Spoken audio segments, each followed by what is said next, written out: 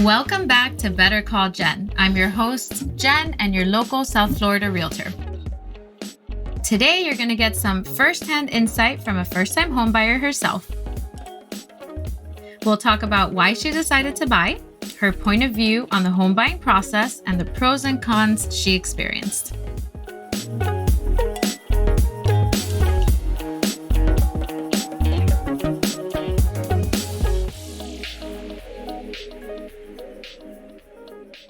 I definitely do not have enough time in the day to tell you all the amazing things about Monica, but I'll start by telling you I met her in 2012 when she was leading team and training for Leukemia Lymphoma Society. Her passion for nonprofit organizations, including currently Live Like Bella, it just oozes. I feel like you live for this stuff, and it's just so amazing. I experienced firsthand how truly amazing you are. You balanced this career, getting engaged, and the entire home buying process all at the same time. So welcome my 2021 superhero, Monica Diaz. Hi. Well, we are going to jump right into our first question because I feel like first-time home buyers are going to be super eager to know about this process, not coming from a realtor, right? Yeah. Or a mortgage broker or a home inspector like her previous podcast episodes, but from a first-time home buyer and that you experienced it very recently. Yeah. So what made you decide to buy a home? So, Jen actually, as she said, we met back in 2012, and I always continued following her on social media. I watched her process, with having Billy and all of that stuff. And when I got to the point in my life, thankfully, I had lived rent-free with my parents for all this time. So I was able to save, and my parents were coming up on having to buy a house because their lease was up or rent. And I didn't want to be the reason that they had to get a bigger house because they needed room for me because I was thankfully, financially able to sort of do it. So I made the decision to do it. I mean, I had spoken, I think with you and Miriam probably a year prior when getting started of just like, this is what I want to do. The idea was to do this in 2020, but pandemic hit. So I'm just like, let's not do this craziness. But yeah, it was kind of more like a do it.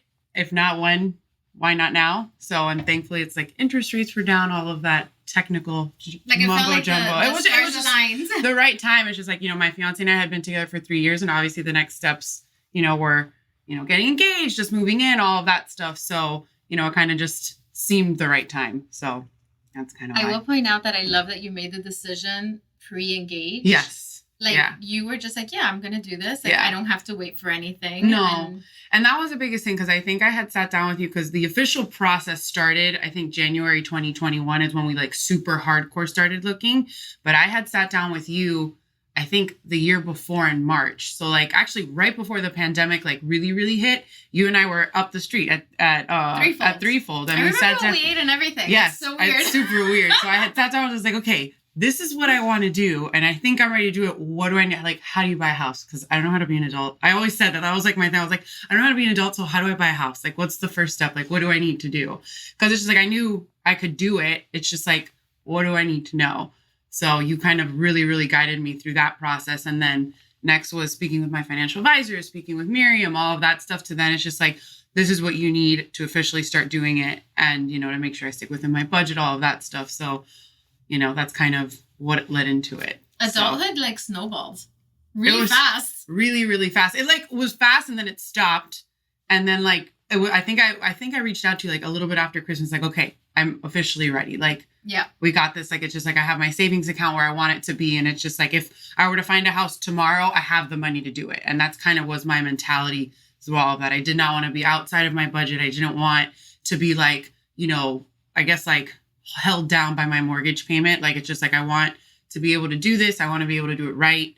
And, it was just the right time. Yeah. So it worked out. Yeah. So I didn't think that this was going to be a question, but since you brought it up, I feel like it's important. How did your financial advisor help you with this process? So more than anything, it's just I'm, as Jen has said, I'm a nonprofit person. So budget, I'm a crazy person when it comes to budgets. And I never want to live above my means. I never want to obviously, things happen, all of that stuff. But it's just if I'm able to control my financial situation, I want to be able to. So I think it was after I spoke with you, you're just speak with your financial advisor, because it was all about, it's just oh, I have my money in savings. I have my money in 401k, saved in IRAs. It's just how all the money that I have, what can actually be used. So you had suggested, you're like, speak with your financial advisor. When I sat down and spoke with him, I had asked him, I was just like, what should my budget be? And he's just like, well, go through your bank accounts and literally itemize what your monthly spending is. He's like, look at the past 3 months. He's just like, maybe it's a little tough to look at the past 3 months because the holidays, but even so, he's just like, you have to start somewhere. Like, look at the last 3 months of your expenses and where can you cut? Like, are you overspending in certain areas so that you can, just like readjust your finances so you can make your mortgage payment, you can make your insurance payments. So all of that stuff. So it was kind of like me backing into it. So what I did is I literally did that. I looked at my last 3 months of expenses, like kind of wrote everything down. It's just like, I'm probably spending too much on shopping, too much on shoes, too much on going out to eat and all that stuff. And just those little minor tweaks kind of helped me, because the other thing I had in my head, I was like, oh, I can use the money for my 401k. And it's just like, yes, I can. But since I currently wasn't contributing to my 401k because we weren't providing it here, I couldn't pull from it. So that was money that was out of the question. So it was money that I actually had to have in cash to put that down. So that was a big, oh gosh, I can't do it right now, which is kind of why it pushed through 2020 and the actual buying process started in 2021. So kind of like eye-opening, because it's just like, you're just like, oh yeah, you can always pull from your 401k. It's just like, not the case. You can if you're currently contributing through your current employer. So it's this whole thing. If not, it's just not worth it because you're just paying another bill back. Yeah. So it was kind of... That's good. That's good that you were able to go through that process. Yeah. And it's just things that you don't know. You just assume, and it's not the case. And it's like, you can technically pull from it, but the paying it back, it's just like, it's not worth it. Yeah. So, because you have the mortgage payment, then you have all that extra stuff. So it's just not worth it. Remind me, did you encounter issues with student loans? I didn't. Thankfully, okay. I didn't. I have student loans, but I didn't encounter issues because my debt to income ratio was on, it has to be 43% or under your debt to income ratio. And thankfully I was getting to a point where I was getting to the end of my car payment, and my only big expense was my student loans. So thankfully, it's like I wasn't paying rent. I wasn't doing all of that. My credit cards, I had brought down all of my credit card bills, like everything down. So it's just like really the only thing was the student loan. So and awesome. I was very, very strict about it. So I did all of that. And then thankfully, before I started the official process, I was able to pay off my car. So that was also pulled off. I remember. It was like a month before. Yes. I was just like, I paid off my car. How exciting. So you pay off your car, and then all of a sudden you have a mortgage. Which, yes. So fun. I mean, it's amazing because really you shouldn't live in your car. So, no, correct. Much appreciated. Oh my goodness. So I guess we went from what made you decide straight into what was the first step that you took in the process. Yeah. So that was good that we were able to talk about that. I feel like we kind of touched on this too, but let's see if we can go in a little deeper. Any particular sacrifices you made to accomplish this? So after I had sat down with my financial advisor and I had figured out what I wanted my monthly budget when it came to housing to be, the next step I took was actually sitting down with Miriam, with a mortgage broker, and I asked her, I was just like, if I want my monthly expenses for my house, for everything having to do to my house to be under $1,800, what is my buying budget? Because I don't know, I have zero idea what that comes out to, because it's not just like professional. Yeah, it's not just like, oh, the house costs $250, divided that by 60, like whatever X amount of months. It's not the case. It's, you have to take interest into account, HOA fees, all of that stuff. So I asked her, I was just like, anything that has to do with how much it is, I don't want it to be over X amount. Mm-hmm. So then that's how I backed into my number. And then once I figured that out, it was kind of just like, what do I need? How much money do I actually need to make this happen? Like, what do I need to put down? Not only when it comes to putting money down, but also closing costs. Because it's just like, oh yeah, I have 5%, but it's just like, hold on, double that because you need closing costs, which at the time, obviously I didn't know. So it was just like, surprise. That was a surprise. And it's funny because we had put down a couple offers before we finally found the place. And it was just like, when we were getting to the point of closing, I was like, hold on, wait, do I have enough? So thankfully, the contract fell through and it didn't work out. So I was able to save more. The other thing that actually helped, which this was, I think, one thing that the pandemic actually helped me out. It's it forced me to save. Like, it's just like I wasn't spending money on stuff. We were home all the time. We weren't going out. We weren't traveling. So it's just like I made it a big, big point of saving. Like I just did. And thankfully I was able to. It's just like, the stimulus checks came in, it was savings account. My, 2019 income tax came in, savings. So that was my whole mentality. It's just like I was not spending aimlessly. Like that's really what I was doing. That was my biggest thing, because I didn't want, I wanted to be able to afford it. I wanted to be able to afford it, 100%. And it's just like I wasn't putting any form of, I didn't want to ask my parents for money. I didn't want to ask for a loan. The loan is my mortgage. That was my mentality. It's just like, I want to be able to do it and I can do it. I just have to be smart about it. So that was the biggest thing, is making sure that I was saving. So, and thankfully, not thankfully, the pandemic sucked, but it helped me save. It really, really did, I feel like it puts things into perspective, and the detail of you going to your financial advisor, to me, it kind of sounds like it sealed the deal for you. Because forcing yourself to look at your finances is scary. Oh my gosh. I mean, I don't care how old you are and how much you've experienced. Yeah. Going back and really itemizing. Yeah. I mean, I wouldn't want to do that right now, honestly. I was like looking, I was just like, why did I spend $25 on lunch? That's so stupid. It's just like, I went to the grocery store. Like, hello, I have food sitting in my fridge that I already paid. It was just things like that. So it was putting things back into perspective. It really was. And it's just like, I mean, I don't know. It's just like you get spoiled. And thankfully, I'm blessed enough to have been able to live with my parents rent free. So it's just like, yeah, I'll save. But I have extra cash, I can go shopping, and it's just like, it's not necessary. Yeah. So it was most of those bigger things. It was just like, are these purchases necessary? Mm-hmm. And it's just like, and you can plan. It's annoying, but you can plan. You really can. Yeah. So that was kind of the approach I took, especially for everything. It's just like, I mean, I'm both my fiance now, both of us are just like, okay, we want this. Like, do we need to buy it? Do we really need it? Is that something so this has lingered? Oh my gosh. We're like on crazy, like joint account, all of that stuff now. Yeah. You have those conversations now. It's just like, cause I mean, again, you're like entering into this new life with this. It's like, I know that I can afford the house by myself, but it's just like, and I seem to forget. It's just like, hold on, wait, there's 2 incomes now. It's not just me. So, so I freak out, but and like, he's like, hello. Like, I'm here too. It's half and half. Hello. So I'm just like, duh. So, but yeah. That's awesome. And I'm happy to hear that you guys are so cohesive with the process and that you're on the same page. It's really important, obviously. And I saw that, I think it was like maybe the middle point of this whole home buying experience, right? I feel like we were about to present an offer on one of the properties. And although this is a decision that you made on your own, and I think you guys got engaged like as we were looking at stuff, right? So we started hardcore looking in January, and he proposed at the end of April. Okay. So yeah. So I think the first offer I put was at that little place in Venetian Palm, the 3-2. Yes. And I was just like, I want to put an offer, but I was like, he needs to see it though. Mm-hmm. And it's just like, because eventually is this going to be our home? And it's just like, I wanted him to be comfortable with it. It's just like, this is going to be our home. So that's kind of the approach I took. It's just like, I didn't at all want to pressure him whatsoever, but with the mentality of this is going to be where we eventually live. Sure.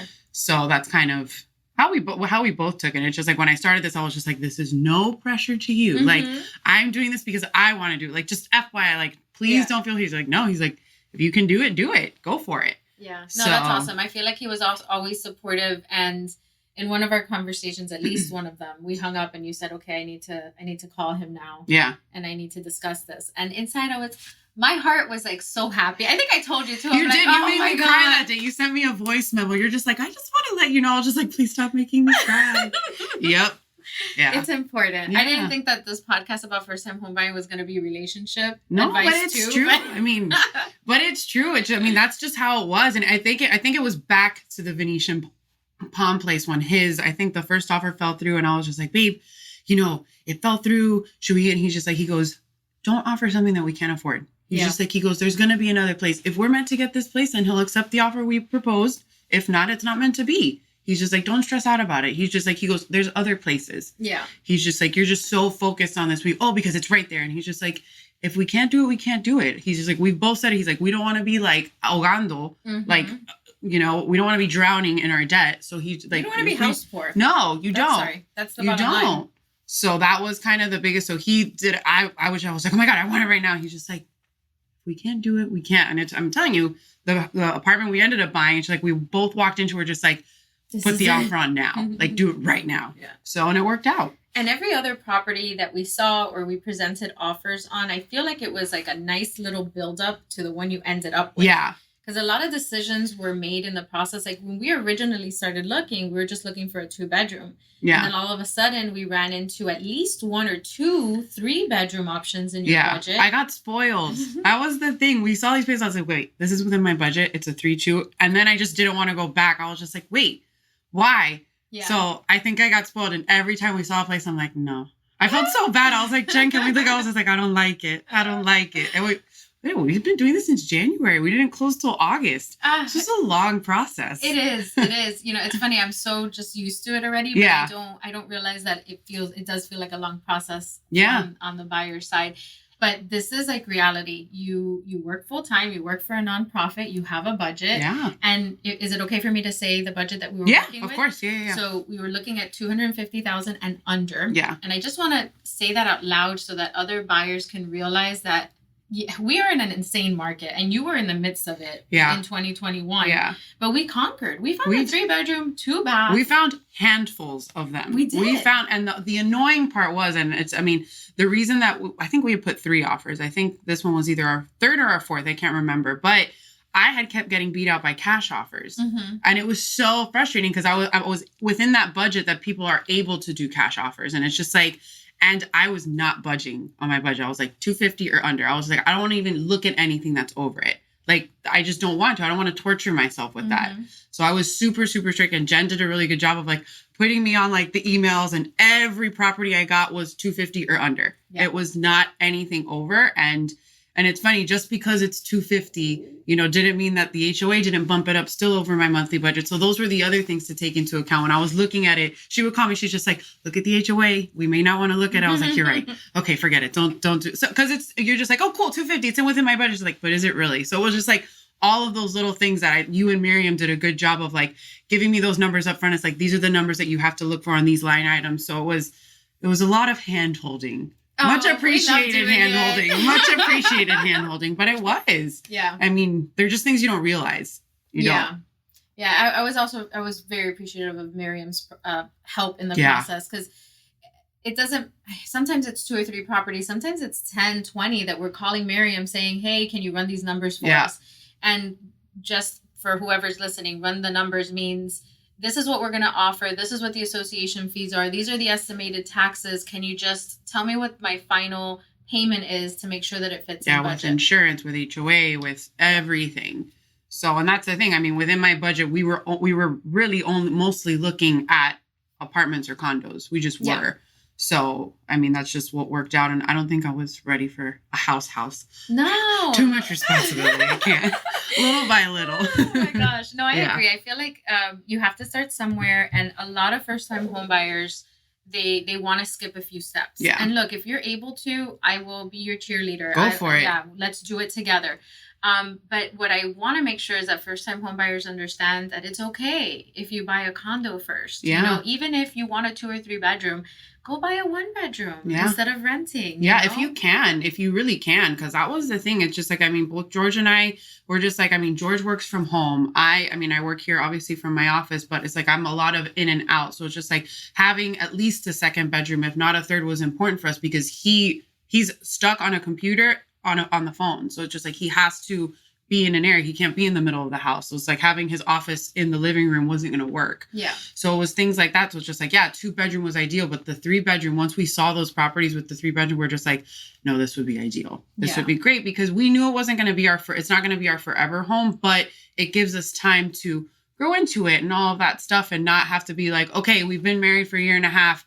Who knows what happens? If I get pregnant, whatever it may be, we need another George, don't freak out. No, don't freak out. But I mean, it's true. It's just like, thankfully we have the ability to grow into the space, and we're not like oh my gosh, we've outgrown it. There's not enough room here. So, we have that luxury. It really is a good first time purchase for you. I can see you there at least 5 years. Yeah, at least. Minimum. And you're going to build equity on that without a doubt. You're going to be able to rent it after or sell it. If we're able to, I mean, hopefully the idea would be that we can keep it and we can rent it, financially, if we're able to. That would be, the goal. Yeah. So I think it's a good goal. Yeah. I think it's going to happen. Yeah. So we're going to take a little break from the first time home buying conversation because I love what you do. Thanks. Oh my gosh. It's, I don't really think I understood what nonprofits were until I joined Team in Training. Mm-hmm. And Team in Training called me at like a perfect timing. Yeah. It was like 10 years, I think, that my dad had passed away of leukemia. Yeah. And I just get this random phone call from somebody in Team in Training. I think you knew who it was. I can't remember. It was a guy. Adam. Adam. I remember. Okay, and man, Adam hooked me good. Yeah. Like he pulled at my heartstrings. He was really good at it. And all of a sudden, I was like, the next day, I think, I went to, was it Footworks on South Beach? Yeah. I met Ines, and somehow she convinced me not to do a half marathon, but to do a full marathon. So in San Fran. Jesus, oh my goodness. in San Francisco, exactly. I mean, it went. I remember. It's so crazy. Yeah. It was one of the best experiences, honestly. And then now you are with another nonprofit, right? Yes. So I'm the Senior Director of Community Partnership for the Live Like Bella Childhood Cancer Foundation. We are a small but mighty team of 3. Mm-hmm. And I mean, we're committed to being the leaders in childhood cancer research and advocacy, while also providing financial and emotional support for families whose children are battling cancer. So the childhood cancer world, unfortunately, is extremely underfunded. And there's not very many resources for families. So that's what we're here for. We're raising money for childhood cancer research, which we're making huge strides in the state of Florida. There's currently 35 pediatric cancer research trial happening in the state of Florida, thanks to the funding that we get through the Department of Health. That they solely allocate money to childhood cancer research, which hasn't happened in any other state. And then on a day-to-day basis, we're also helping families financially. Just like if your kid gets sick and there's 2 parents involved, one of you guys has to stop working. So things like paying your mortgage, paying your rent, all of those day-to-day things become difficult because you go from a dual income household to a single income household.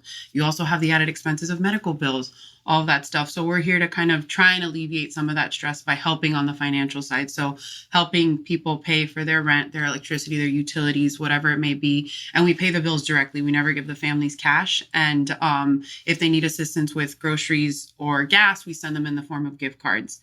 And then our third and final line of service is our memorial support. So in the unfortunate circumstance that the child passes, we help cover the cost of the funeral memorial services. So we're helping in all 50 states in the United States and in 36 countries outside the United States. So which goes to show you that there's a lack of resources. So the help is much, much needed. And, kids are getting sick and, we gotta do what we gotta do. So you want to tell me about the 3 T's? Yes. So we, whenever we talk to our volunteers, our donors, whatever it may be, we always really focus on the 3 T's, which is time, talent, and treasure. So pretty much anyone can give of themselves in either of those ways. If financially, if you don't have the treasure to do it, you can still give of your time. Just like, if you can't, if you don't have the time to do it, it's just like maybe your talent. It's just like we have here in the office, one of our volunteers pretty much put this mural together of Bella's memory. And this was his talent. So he not only gave of his talent, but he also gave his time. This took him like 4 months. So he would come in here on Sundays, just hang out and paint. So he took the time to sit with Bella's family, listen to stories of her memory. And he pretty much put this here in the office. So it's a really cool presence and memory to have here. So, it's people can, help in any way. It's just like, obviously, yes, donations are super, super needed. The need is very great, but there are other ways to help. So you can always visit livelikebella.org or follow us on all social medias at livelikebella. So yeah. Amazing. Yes. And we'll put everything in the show notes to make it nice and easy and to donate. And then you and I just have to talk later because I definitely want to do something. I don't know. It has to be my time. Yes. We'll figure something out. We will. We'll figure something out. So on to the next question. What did you do to make the process easier? And I know we've actually, I feel like we've talked about a couple of things that you did, but is there anything else that you can think of that made this process easier for you? So I asked every and any question. I was the type of person that no question is dumb. So I would call or text Jen with just like, what does this mean? What does this mean? And I wrote everything down in my notes, like every question you can think of. Like, I had no idea what homestead extension was. So I called, I was like, it's probably a dumb question, but what does this mean? Because it's just things you don't know. So it's just like, I had zero pena, like, asking, because I don't know. So it's, I mean, Jen and Miriam did a really good job of just like constantly answering my questions. And it's, I mean, because I'm the type of person that it's just like, I need to know. Yeah. I need to know. So I don't like going into things blindly. My fiance likes to call it controlling. I just like to call it detail oriented personally. So he's just like, yes, we know. I was just like, I just need to know. So that was my biggest thing. It was asking all sorts of questions, like what's a DU? What's, what are closing costs? What is needed? Like, it's just like, do I need insurance? Do I not need insurance? What's the difference between an apartment and a condo? What's an HOA? What's like, it was all of these things that it's just like, again, I don't know how to be an adult. So what are all these things? So that was, I think, my biggest thing. It was just like asking every question that I just had no idea what it meant. I would ask. So that was, I think, my biggest thing. And it also just made me more comfortable during the process as well. Because it's funny. I now talk to like my coworker. She's like, how did you buy the house? And how did you do all this stuff? I was like, this is what I did. We had to do a double mortgage. And this is what this means. And it covers this. And if it doesn't have reserves, and it was just all of this stuff that now I know. But it's like Jen was doing the exact explanation. She's like, okay, if the condo has reserves, blah, blah, blah. So it was all of that. So it was just like making sure I had those questions so I can like educate myself and go into the process feeling like I knew what I was doing. Yeah. So that's amazing. I work with so many different personalities. Mm-hmm. And one of the forms is completely the opposite. Yeah. I have buyers that do not ask any questions and they don't want to know what they're getting themselves into. And can I tell you, some part of me is like, oh my God, are you sure you're making the right decision?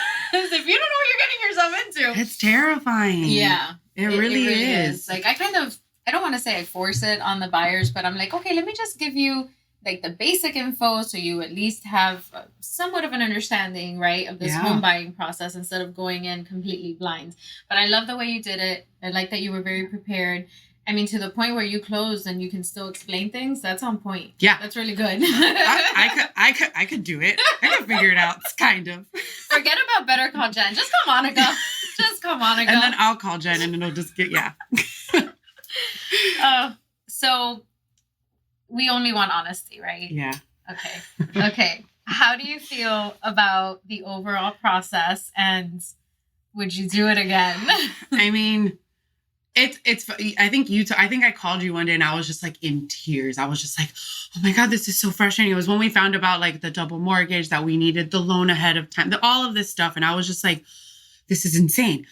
We've been at this for 2 months, and how can we do this now? I like lost it. I like got to like wit's end, and I was just crying, and Jen just like, she goes, it's a stressful process. It is a stressful process. She's like, but once you close, you're going to forget about it and you're going to want to do it again. I think you told me, she's like, it's like childbirth.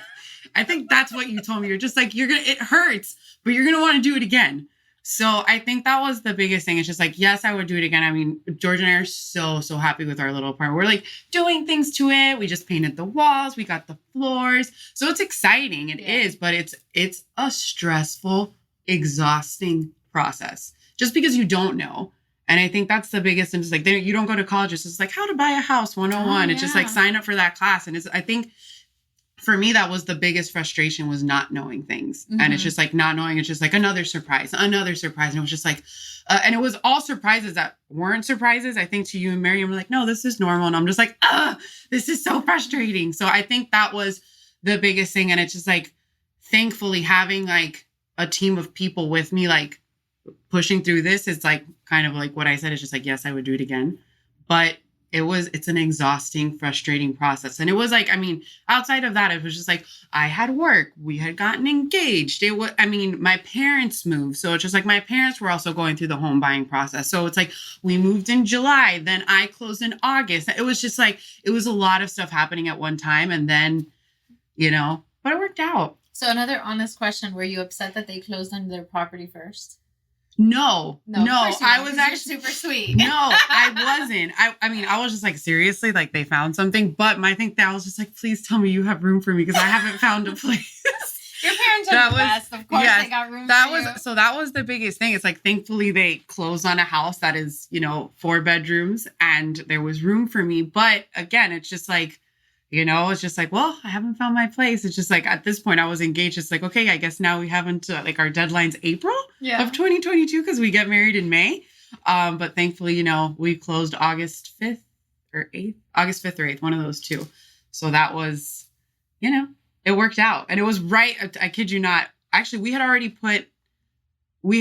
I think, approved everything, or were about to approve everything once my parents had moved in, but we were waiting because we had given them that extra time. And I think also because it was tenant occupied and the tenant's lease was up at the end of August. That was one of the things that we were waiting for. And then all of a sudden the tenant moved. Yeah, they moved super. Because we weren't supposed to close till September. Yep. And we closed at the beginning of August. So it was, it worked out. But it was, and I think that was another thing. You would call me, you're just like, so they have another offer and it's a cash offer, but they're not wanting to wait. So I think they're going to go with your offer. I'm like, I'll give them as much time as they need. As long as they're out by April, I don't care. So, no, it was an advantage. Yeah. It was definitely an advantage. And it's one of those things like I can't remember if it's an Instagram post I did or if it was a recording I did for Tuesday's episode.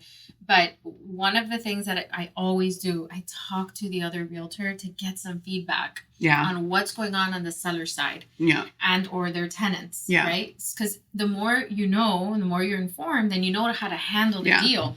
Like if we would have said, oh, we want to close fast without asking, they could have just declined their offer. Yeah. And we would have been up in the air like, oh my God, but why? We wanted to close fast. It's not always a good thing. No. And thankfully, thankfully I had the luxury of not, and I needed the quickness because of my parents, but thankfully they closed on a place that had room for me. So it's just like, okay, I have a little bit of time. And they needed the time, so I was like, for sure, I don't care. I don't need it right now. And again, I was able, with that time frame, I was able to save more. So it worked out. It did. But it was, but it's funny. When my parents, because I think I had started talking to you, obviously talking to you about this process before my parents did, but I walked into the house, I was like, when you guys move, you need to use Jen. You have no idea. Because my parents had gone through a roller coaster they had moved a lot. And they had gone through a roller coaster of just bad experiences with the renting and house buying process. And I was just like, Jen will guide you. And I think that was the biggest thing on both of us was having that sanity that you were taking care of it. Because not all situations are like that. Yeah. And not all realtors know to ask these questions, all that stuff. I don't know if they do, maybe they do, but that was the biggest thing. I think that was like the comfort of knowing that it's just like, no, I already asked. Oh no, this is why it's taking so long. This is why, and it's like having an answer. I think that was the biggest blessing because again, it's a frustrating process. Yeah. And you're just like, there's two sets of people working on two different timelines. And I think it gets frustrating. Well, the interesting part is it's not two sets of people. It's like a dozen. It's people. A bajillion. You're right. It is so many people are involved with the home buying process.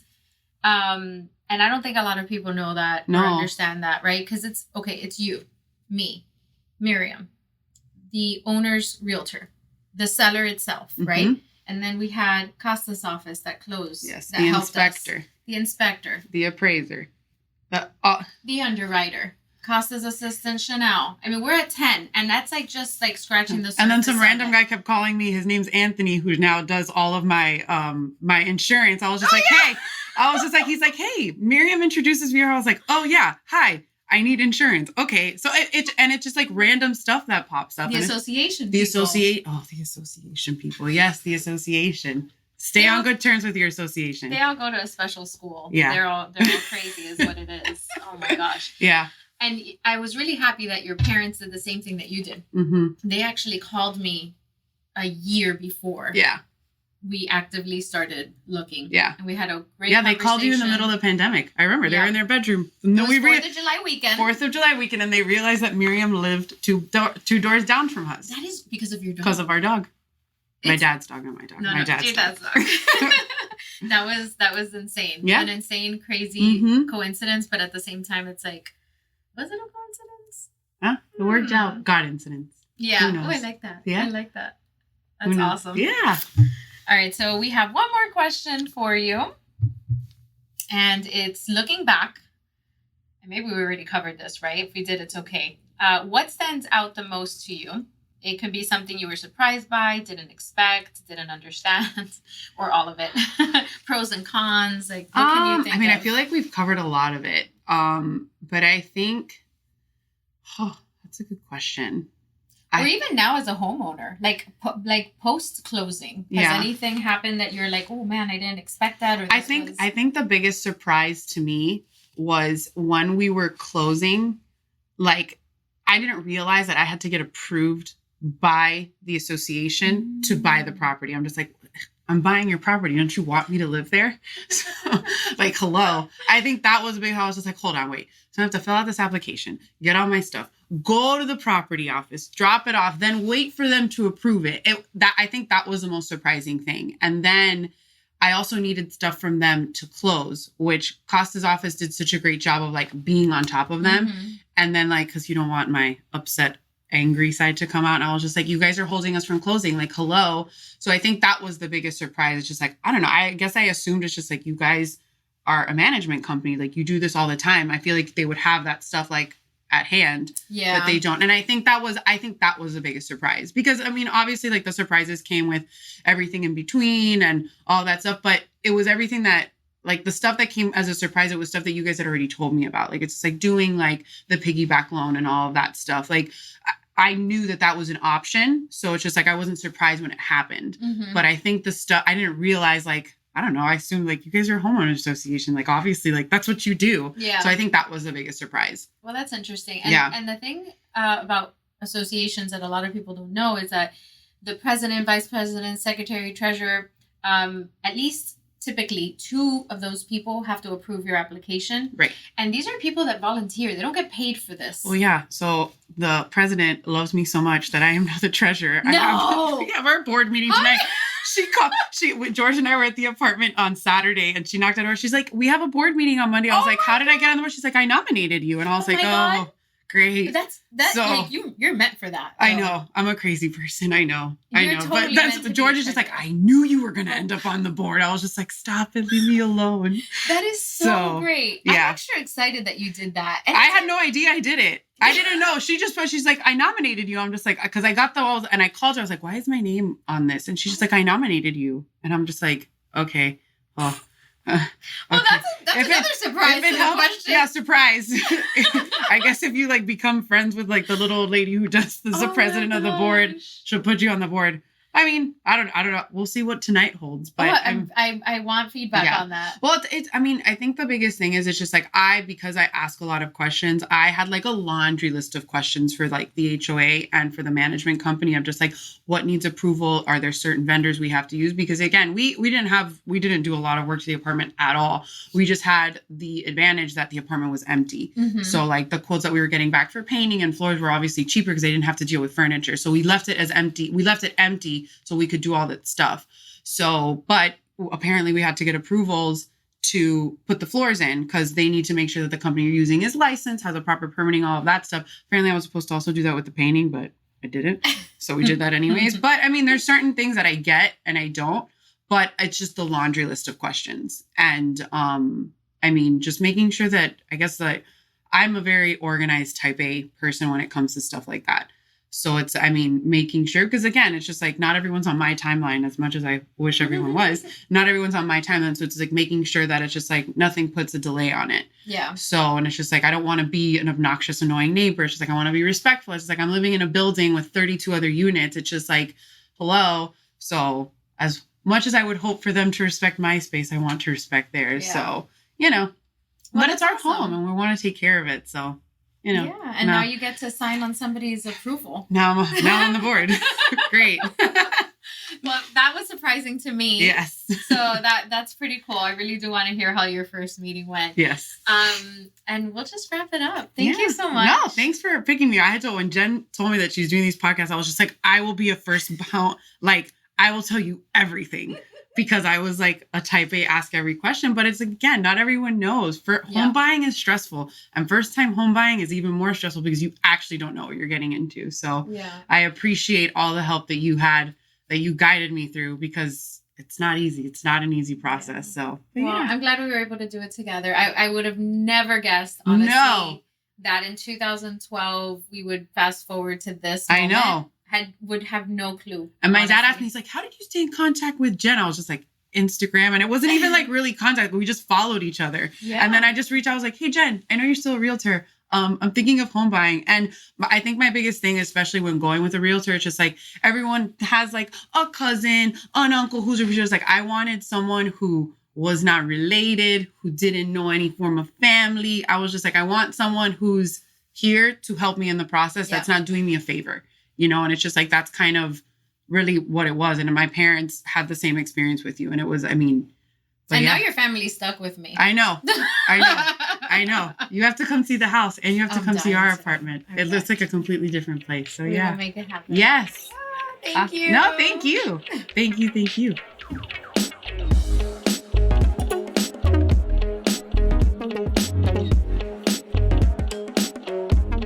Guys, thank you so much for joining me today. I really hope all this information is helpful and it just gives you a better understanding on how to navigate this first-time home buying process a little bit easier.